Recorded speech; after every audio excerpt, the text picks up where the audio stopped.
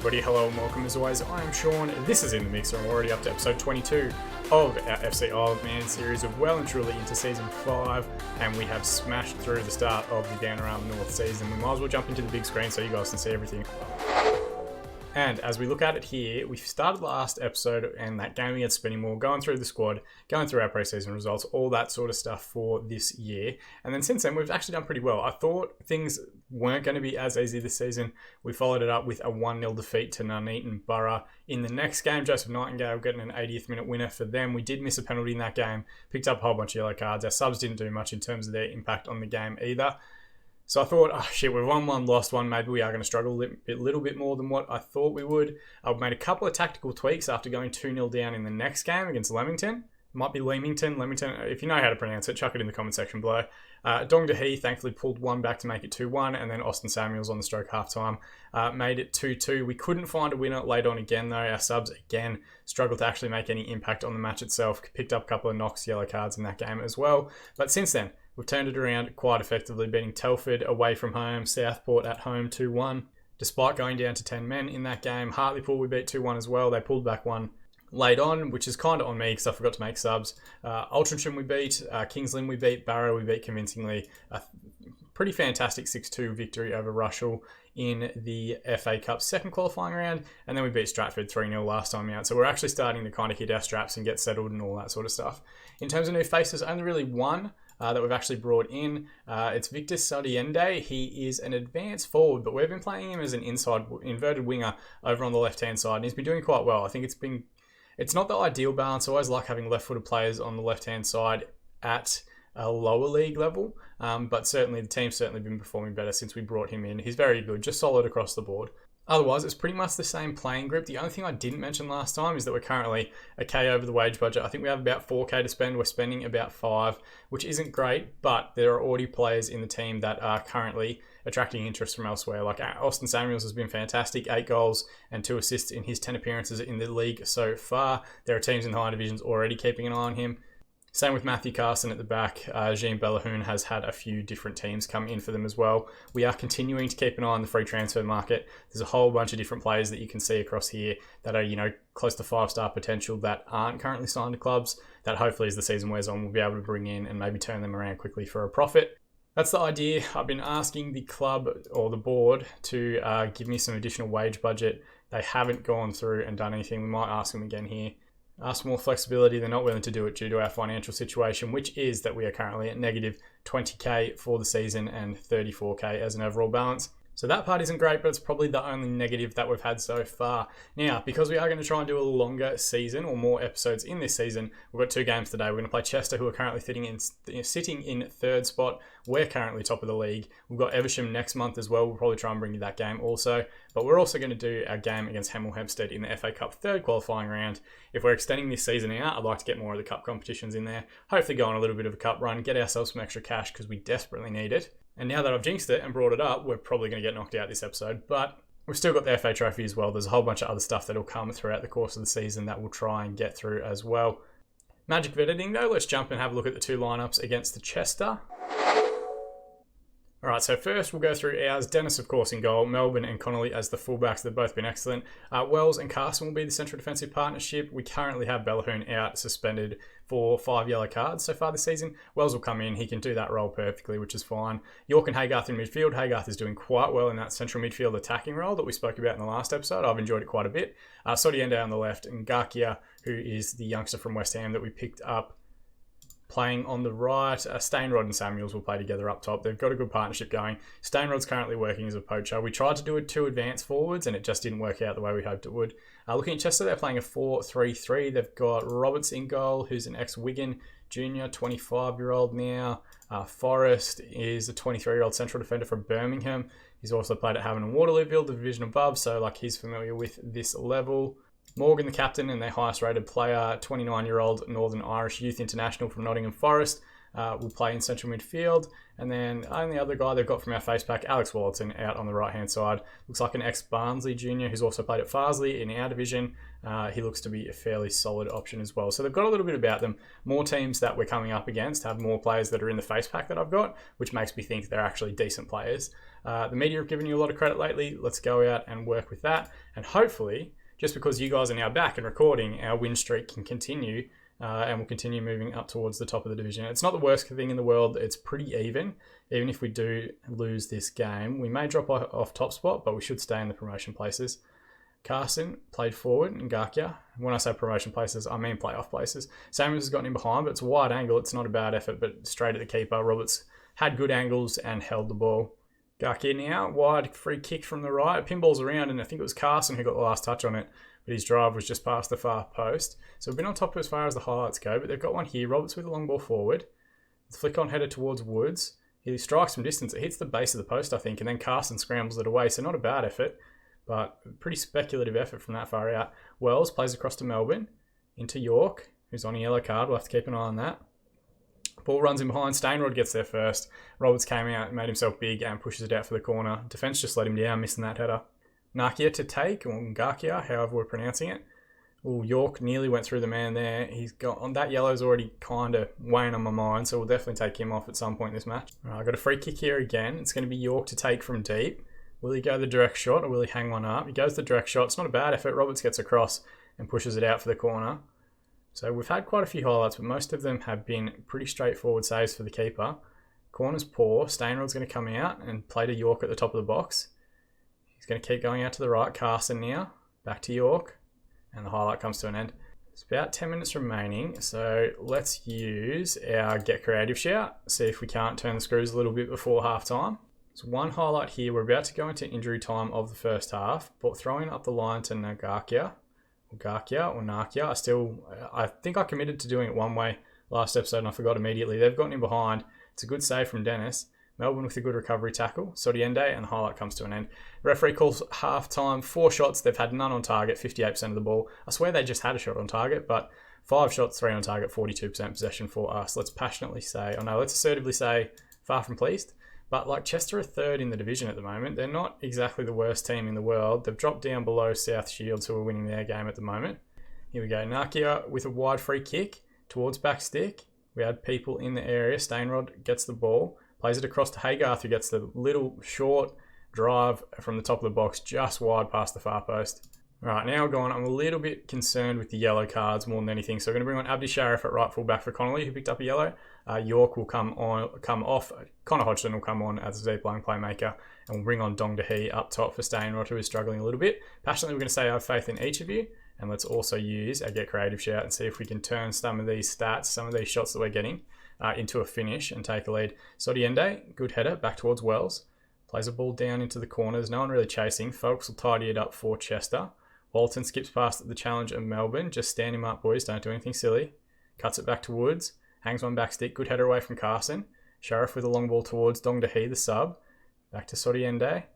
Good ball into space for Dong Dahi again. Can he square it up? Instead, he goes himself. If he had to just pass that one across the 6-yard box, it would have been the simplest of tap-ins there for Samuels. Garkia to take. Ball in. Woods with the header away. Carson. Back to Hodgson. So anything further from this highlight? No, there isn't, but they've got a deep throw in here. Thompson to take, looks long up the line. Sodiende with a good header, but not to anyone in particular. Morgan with a long ball forward. Jade Jones, who got him before early in the game, and it's a good save from Dennis. Came out quickly, made himself big, and got the save. One of the big criticisms we've seen for the game this year is that one-on-ones don't get converted, but thankfully they haven't finished any of theirs that we've seen in these highlights. Pinballing around here from the set piece. Wells gets it away. Samuels is going to get there first. He's got Dong Dahi up there with him. He just needs to drive. And, it's a good tackle from Cutbush. Thought maybe it was going to be a penalty, but he's put that one out for a throw. Dennis with a long ball here. We're in the 79th minute. Samuels knocks it down to Hodgson. Out wide to Ngakia. Back to Hodgson. Carson looks for the switch over the top for Dong Dahi. It didn't have much of an angle to work with, but Roberts was equal to it. I think the referees called it back for offside anyway. Forrest now with the ball. Sharif with the ball up the line. Back to Brown. Clearance should be won by Wells. To Sodiende, who again flicks on a header to nobody in particular. Thompson goes all the way back to Roberts in goal. Clearance out to the left. Sheriff should recover possession. Carson with first time ball forward. Haygarth tried to play it in early. We're rushing things way too much here. Walton's gotten goal side in the wide right area, and Dennis thankfully with a good save again. Let's switch to our attacking mentality for the last 10 minutes. Let's also use our demand more shout. And El Gibbons takes the corner. Murray's the free header at back post, and he just couldn't get it down. If he had of, we'd have been in some trouble there. All right, everyone's responded positively to the feedback. Wells now with the deep free kick to Hodgson. We are playing a little bit further forward now, going to the attacking mentality. Sodiende, back to Hodgson. Ball over the top for Melbourne. Can he find the right ball in the box? Hangs one towards the area. Morgan with the flick on header. He's going to get there first again. Andrew Gibbons now. Back square to Murray. Back to Andrew Gibbons. One of the longer 1-2s that you'll see in the game. Strikes from a wide area, but didn't look like it was troubling the goalkeeper. 2 minutes to be added on here. We haven't seen a highlight in about 10 minutes, and the referee calls full time. Very underwhelming. 12 shots, 3 on target, 57% of the ball for Chester. 12, 8 and 43% for us. Let's just calmly tell everyone, not good enough today. But I did say at the start, they're third in the division. They're not a bad team. We're playing them away from home. A 0-0 draw, albeit an entertaining 0-0 draw. A lot of highlights in that one. Not the worst result in the world. David Morgan for them gets the Man of the Match award. And it doesn't really do much. Press impressed by Samuels. He has had a good start to the season. Let's tell him his form's been good, just to keep his morale up. As far as our side was concerned, Matthew Carson actually the best player. One of our defenders. Wells had a good game as well, stepping into the midfield. Stepping into the back line. Player of the month, Austin Samuels has finished second, an average rating of 7.97 and 6 league goals in that time. I got the Manager of the Month award, and hopefully that keeps the board off my back in relation to the current wage budget. Magic Bet editing, we're going to jump forward to the next game against Hemel Hempstead in the FA Cup, and we'll have a look at the two lineups. All right, and just like that, we're a week ahead. They are playing a 4-4-2. We've only had one change, which is Bellahoon coming back in for Wells. Wells played well. No complaints about the way that he went about it. But Bellahoon's a good player, and I want to continue building the partnerships and stuff that we've got across the back line here. They've got a 4-4-2. Martinez is a player that we actually looked at during the off-season. Pablo Martinez, English junior, ex-Reading, ex-West Brom. He looks all right. But we ended up going for Hockenheim instead because he had double figures for heading and marking. That was really the only difference. But he looked like a decent player. They've got Warren Clark. They're playing him at left back, but he's a left winger. We also looked at him because of his 17 determination. Been around the level for quite some time. Gallagher's their captain on the right. Jake Gallagher, 30-year-old now, ex-Millwall junior, has been around this level for quite a while. 19 determination is pretty impressive, as is 18 aggression for this level. And the one we're going to have to keep an eye on, Josh Neufeld, who is ex-Luton, ex-Dover. Looks to have good finishing, good heading, good physical attributes as well. If they're going to get goals, I think he's going to be the danger man. But having said that, they're sitting around 15th of the Bannerama South. We should have enough to get by them. But hopefully we can carry on a little bit, get the extra prize money for our FA Cup run, and hopefully fix our finances a little bit so that I can get the wage budget under control. First highlight of the game, Connolly to take a throw in here. Samuels back to Connolly, finds Nakia. Out in the wide right, it looks towards Stainrod. It's an excellent ball and an excellent finish. Third goal of the season for Jack Stainrod. Look at this one in 3 dimensions. But Gakia, I still can't decide how I'm going to pronounce it. It comes out different every time I say it. Just sends him down into the corner. He does quite well. Realises he's not going to beat the man. Stands up. Puts a ball into a dangerous area just between the 6-yard box and the penalty spot. Exactly where you'd want that cross to go. And Stainrod gets off the shoulder of the defender and smashes that one home. They've got an immediate highlight here. Gilligan, deep free kick. Apia with the header. We managed to hook it away somehow. It's going to come to Gilligan again. Tries to get a ball in. Carson with a good header away. Right at the top of the box. Plays it out to Gilligan for a third time. He's going to get his last opportunity here to get the ball back across. Hale with the strike in the end, but well and truly wide. Thrown on the right-hand side here. It's going to be Connolly to take again. Similar spot to where we got the build-up for the first goal. York with the ball now. Looks to send Samuels in behind. He has gotten goal side and beaten the defender. Crook comes out very well and gets his body around it. And the highlight comes to an end. Nakia to take the corner here. Bellahoon was in the area back post. Gilligan now looks for a long ball forward. Melbourne should tidy up. And he's got some time. Sends it into the corner for Sodiende to chase.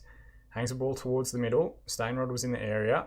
Recovers, finds Samuels, and is he onside? That's going to be the big one here. 13th goal of the season. They're running back to the middle. I think that's going to stand. So good press there from Stainrod in the box. Recovers possession in a good area.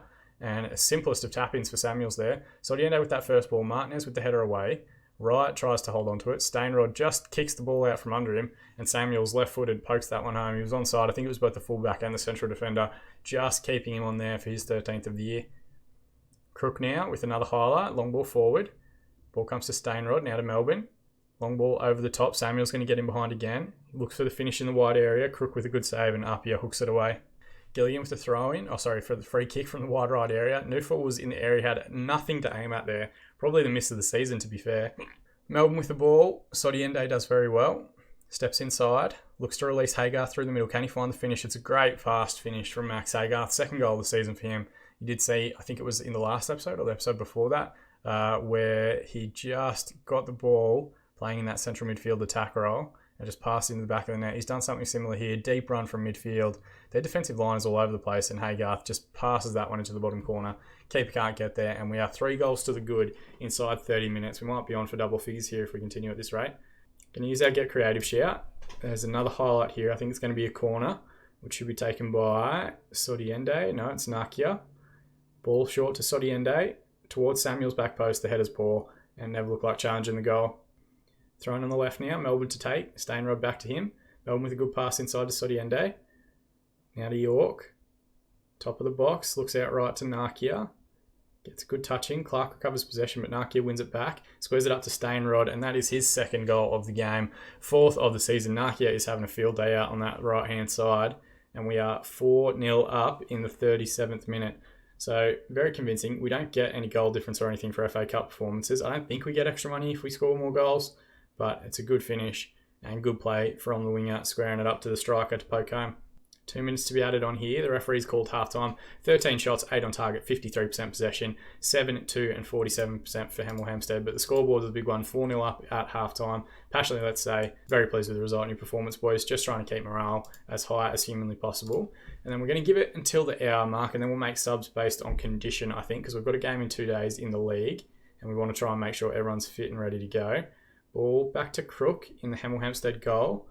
He's got a long time to think about it. Goes along forward to Haygarth, who immediately puts one back in behind for Stainrod to chase. Pass back is poor from Martinez, who we did look at in the off-season. We spoke about him before the game. I'm glad we didn't pick him up if that's how he's going to play it back to his goalkeeper. And it's a hat-trick for Jack Stainrod in the FA Cup. Good long ball forward, and Haygarth just puts it back into space.